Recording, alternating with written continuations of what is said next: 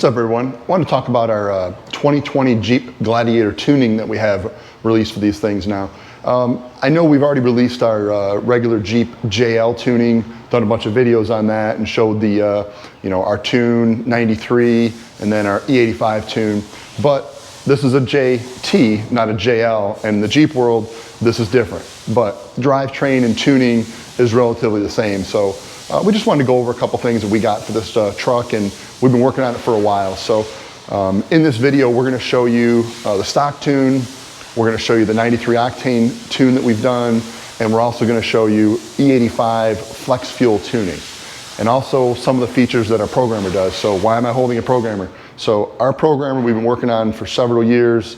It's released for the Jeep in full now.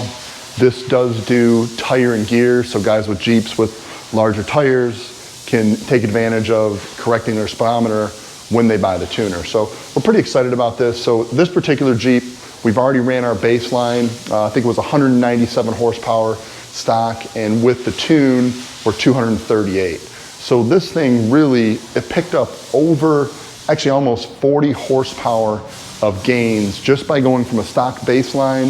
And the baseline did have 93 octane in it. So we really just went from 93 octane stock to 93 octane, the Livernois tune. So you can get the programmer, put it in yourself, but they're the results right there. We'll show you on the dyno graph. But we've done all that already. So now what we're gonna do is we're gonna go ahead and fill the tank up with full E85. We're not gonna change the calibration.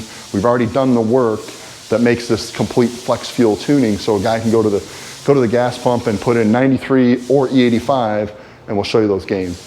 But anyway, take a look at our program. We're going to show you programming and changing the tire gear. Keep an eye on the rest of this video. Thanks for watching this.